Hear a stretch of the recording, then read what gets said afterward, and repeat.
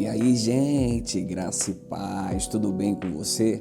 Bom dia, boa tarde, boa noite, ou se você é como eu, boa madrugada. Nós estamos aqui para mais um devocional da manhã, ou se você vai assistir à tarde, o seu devocional da tarde, se você vai assistir à noite, o seu devocional da noite antes de dormir.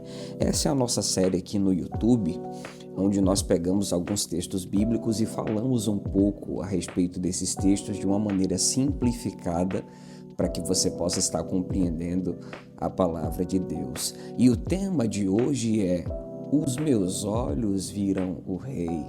E eu tenho certeza que a mensagem de hoje vai edificar muito o teu coração e o coração da tua família. Se você ainda não é inscrito nesse canal, você aproveita, Se aproveita para se inscrever no nosso canal e você também aproveita para deixar aquele like maroto e colocar um comentário aqui. Pode ser até a sugestão de um tema que você queria que a gente estivesse falando. Pastor, eu queria que o senhor falasse sobre tema tal, sobre tema tal. A gente vai estar falando com certeza.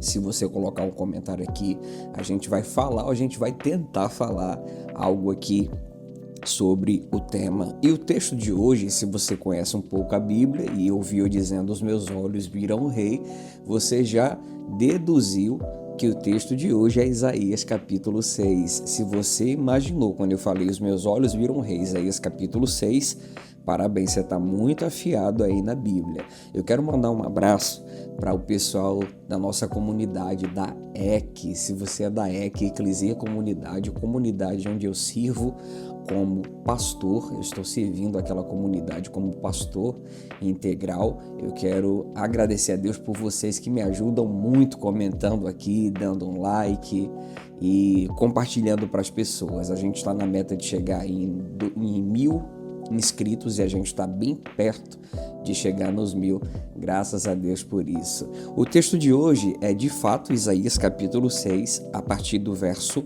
1, tá bom?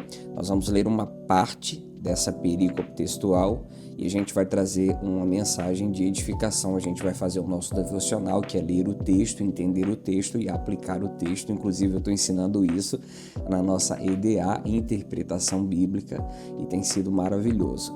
O texto diz o seguinte: no ano em que morreu o rei Uzias, eu vi o Senhor assentado sobre um alto e sublime trono, e as orlas do seu manto enchiam o templo.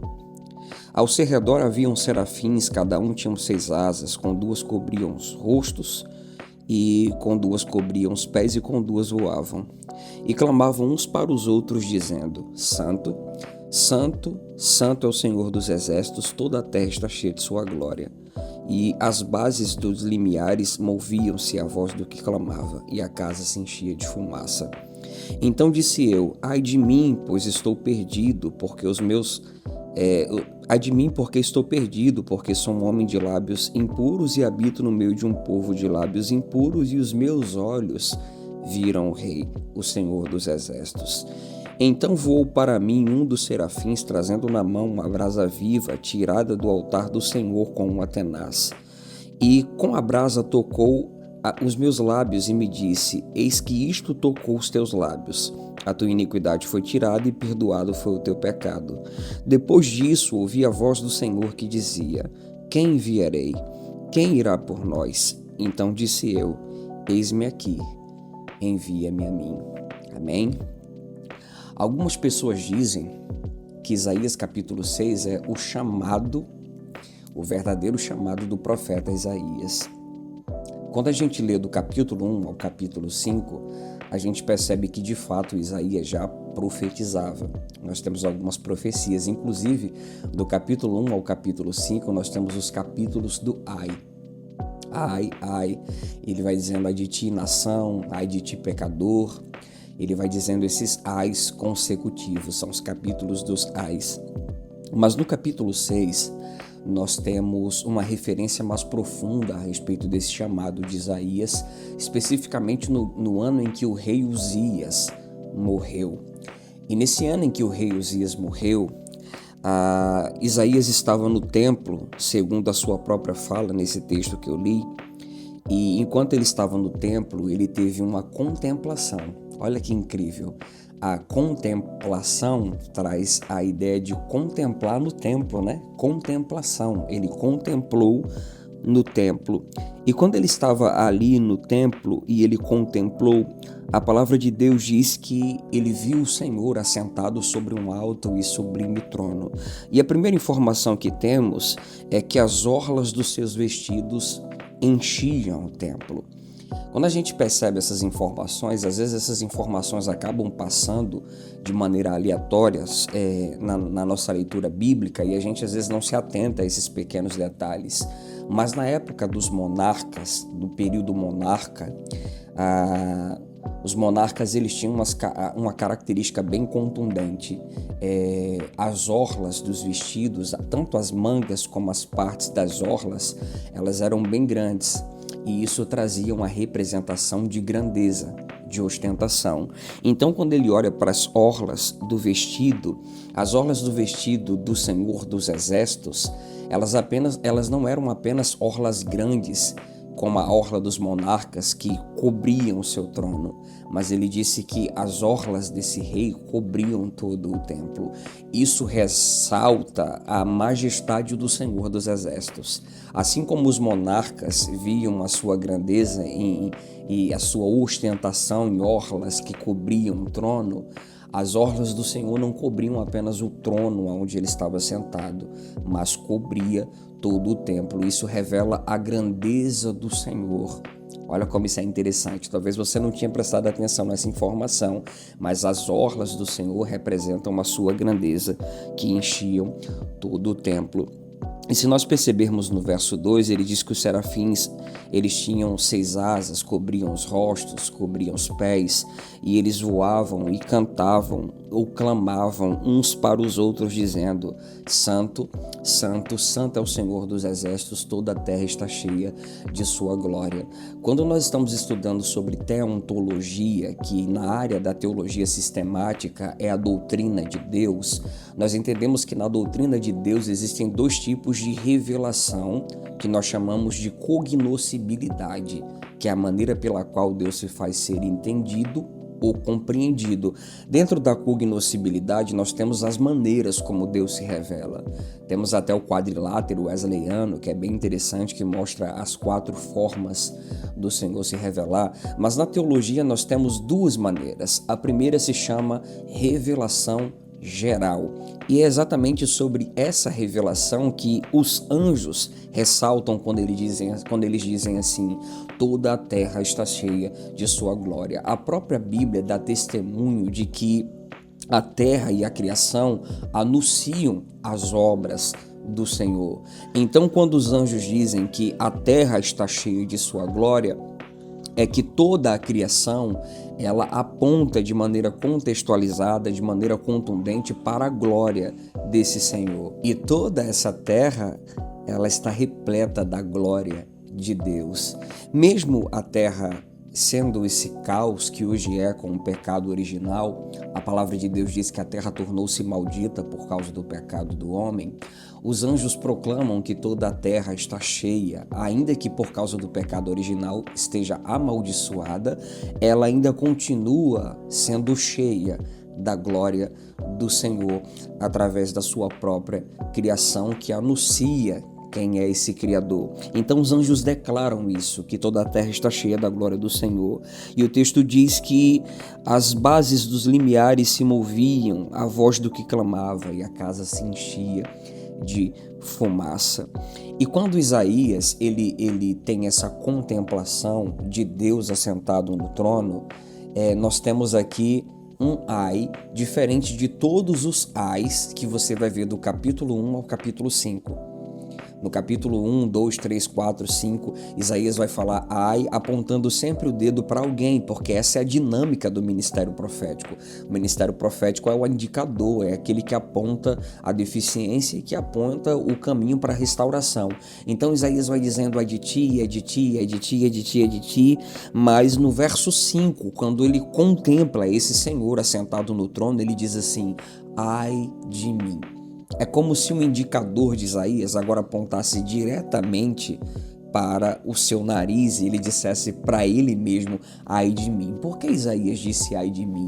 porque Isaías agora está tendo uma contemplação. E eu queria que você compreendesse isso aqui. Todas as vezes que nós estamos em um ambiente de contemplação, sempre que nós contemplamos o Senhor, nós também contemplamos como alguém que olha no espelho as suas próprias feridas, cicatrizes e imperfeições. Todas as vezes que nós olhamos para o Senhor, é como se o Senhor tivesse com um espelho na mão, e quando nós olhamos para Ele, a gente também olha para esse espelho, e nesse espelho nós temos a ideia de quem de fato nós somos. Então todas as vezes que nós temos uma revelação de quem Deus é, nós também acabamos tendo uma revelação de quem somos. Se você lembra do devocional que tem como tema aqui nesse canal, Tu és Pedro, a gente lembra que Pedro teve uma revelação de quem Cristo era. Tu és o Cristo. E quando Pedro disse tu és o Cristo, Cristo disse tu és Petros, tu és Pedro. Por quê? Porque todas as vezes que eu tenho uma revelação de quem Cristo é, eu também acabo tendo uma revelação de quem eu sou. Quando Isaías contemplou o Senhor verdadeiramente, ele também contemplou a sua vulnerabilidade pecaminosa, o pecado que habitava dentro dele. Então, uma revelação é nada mais, nada menos do que contemplar a beleza de Deus, e quando nós contemplamos a beleza de Deus, nós também contemplamos a nossa insignificância e o pecado que habita em nós. Então, quanto mais próximos da revelação de quem Deus é nós estamos, mais próximos de contemplar o nosso pecado nós estamos. Quando Paulo se encontra com o Senhor, depois desse encontro que ele tem com Jesus, Paulo se intitula como o pior dos pecadores, como o menor. Paulo se intitula como um pecador. E isso é retrato do encontro que Paulo teve com Jesus. Então, todas as vezes que um homem é submetido a uma revelação de quem Deus é, ele acaba descobrindo que ele não vale nada, que ele é apenas um homem de lábios impuros, que habita no meio de um povo de impuros lábios. Isaías agora se coloca em equidade com o povo que ouve a sua pregação. Então disse eu estou perdido. Eu estou perdido, porque sou um homem de lábios impuros e habito no meio de um povo de impuros lábios, e os meus olhos viram o Senhor. Sabe o que é mais incrível nesse texto? É que Isaías está vendo um rei no dia em que um rei morreu. E eu queria que você guardasse a segunda verdade desse devocional. Você só vai conseguir ver um rei quando um rei morrer. E que rei é esse que tem que morrer para me ver o Senhor assentado no trono? O rei que está no seu coração. Esse rei talvez seja o seu ego, a sua autolatria, a sua egolatria. É impossível ver o Senhor assentado no trono se o meu Uzias não morrer primeiro. E às vezes nós não estamos contemplando a beleza desse Senhor dos Exércitos porque tem alguém ocupado no trono do meu coração. Tem alguém ocupado no trono da minha vida.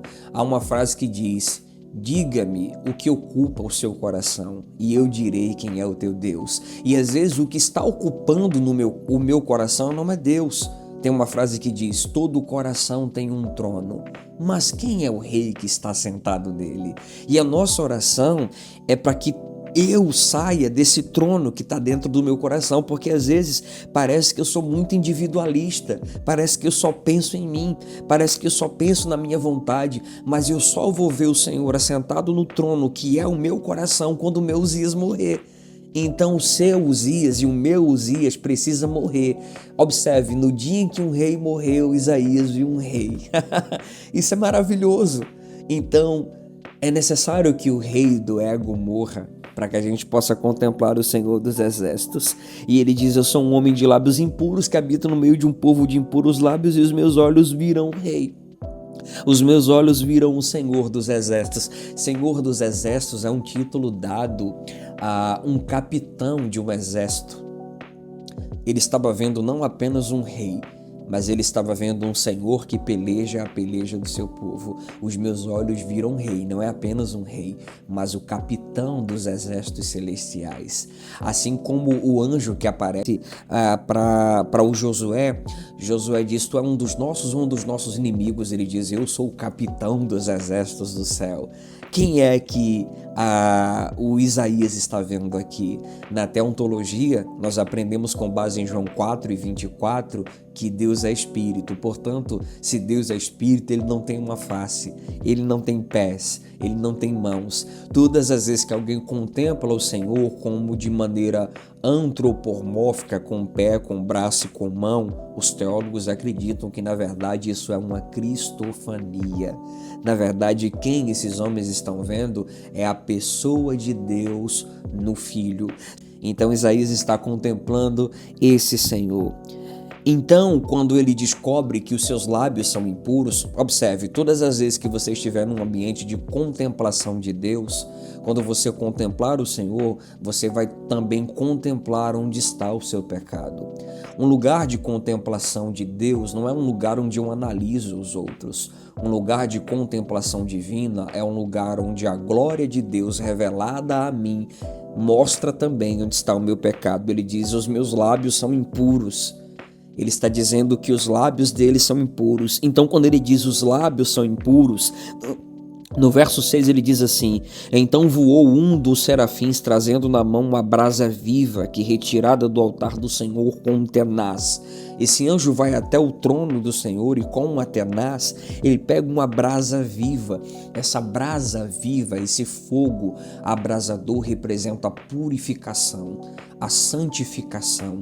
Esse anjo pega a brasa e ele diz assim: e com a brasa tocou os meus lábios. Peraí, se ele disse que os lábios dele são impuros, a brasa toca exatamente nos lábios que ele diz que é impuro.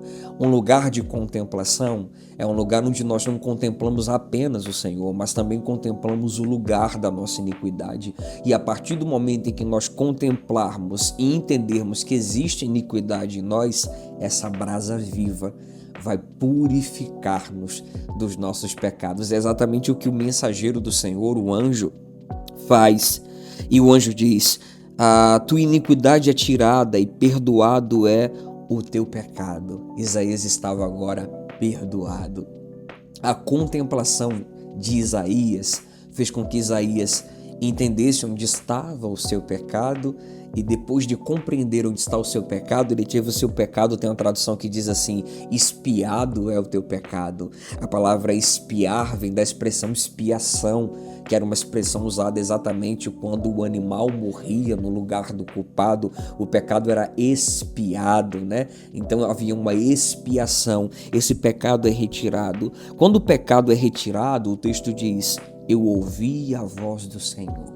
Observe, a brasa toca o lábio, mas é o ouvido que se abre. Pastor, o que significa isso? Significa que tem dias que Deus toca em algo para ativar outra coisa. Tem dias que o Senhor toca em um lugar para ativar outro lugar. Tem dias que Deus toca num lugar para ativar outro lugar. O problema está ali? É ali que eu vou tocar, mas é em outro lugar que eu vou ativar. Então tem dias que Deus toca num lugar para ativar outro lugar. O Senhor tocou na boca de Isaías para abrir os seus ouvidos. O Senhor tocou nos lábios de Isaías para abrir os seus ouvidos. E esses são dias em que Deus quer tocar nos nossos lábios. Esses são dias que de fato Deus quer tocar nos lábios da nossa geração, com o intuito de abrir os nossos ouvidos. Então o Senhor toca na boca, abre os ouvidos, e ele diz assim: e ouvi a voz do Senhor que dizia: quem enviarei? Quem irá por nós? O Senhor dá um clamor no céu. O Senhor faz esse clamor dizendo: quem está disposto a ser enviado? E Isaías diz assim: eis-me aqui, Senhor, envia-me a mim. Esses são dias em que o Senhor está tocando os lábios do seu povo. E todas as vezes que nós estivermos orando, nós precisamos orar na perspectiva de Isaías capítulo 6. Senhor, toca com as tuas brasas, toca com a tua brasa nos meus lábios. Eu preciso ouvir a tua voz. Olha que incrível. A gente não diz: Senhor, toca com a tua brasa nos meus ouvidos, eu quero ouvir a tua voz. A gente diz: Senhor, toca com a tua brasa nos meus lábios, porque eu quero falar a partir daquilo que eu ouço do Senhor. E sabe o que é que nós vamos ouvir? Nós vamos ouvir o Senhor dizendo: eu preciso enviar alguém. Eu preciso que alguém vá ao mundo. Eu preciso enviar alguém. Aí nós vamos atender o clamor do Senhor dizendo: Senhor, eis-me aqui. Envia-me a mim. Eu espero que essa palavra tenha edificado a sua vida. Foram 20 minutos com essa explicação de Isaías, e a minha oração é que na sua casa, no seu quarto, no seu trabalho, na sua escola, você tenha uma contemplação de quem Deus é e que a partir dessa contemplação você faça como Isaías, você aceite o chamado do Senhor e que você diga: Senhor, eu estou pronto, me envia. Agora que eu ouvi a tua voz, agora que eu ouvi a necessidade do céu de enviar alguém, eu estou pronto para ser enviado pelo Senhor. Que esses dias sejam dias de contemplação e que os teus olhos e os meus olhos contemplem o Senhor assentado num trono que já está vazio. Eu já saí desse trono, meu ego já saiu desse trono. Ele está pronto para o Senhor vir. Então a nossa oração é: Senhor, vem, senta nesse trono, seja rei da minha vida, seja rei das minhas escolhas, seja rei no meu casamento, seja rei na minha faculdade, seja rei no meu trabalho. Reina, eu estou aqui para se submeter à sua vontade. Se você gostou dessa palavra, se você gostou do devocional de hoje, deixa aquele like maroto, coloca um comentário aí: os meus olhos viram rei, ou alguma coisa que te chamou a atenção, e em breve a gente volta com mais um vídeo aqui no canal, tá bom? O Senhor te abençoe e te guarde, o Senhor faça resplandecer a face dele diante de você, tenha misericórdia de você, o Senhor sobre você levante o rosto e te dê a paz, e em breve a gente está voltando com mais um devocional em nome de Jesus. Tamo junto, família!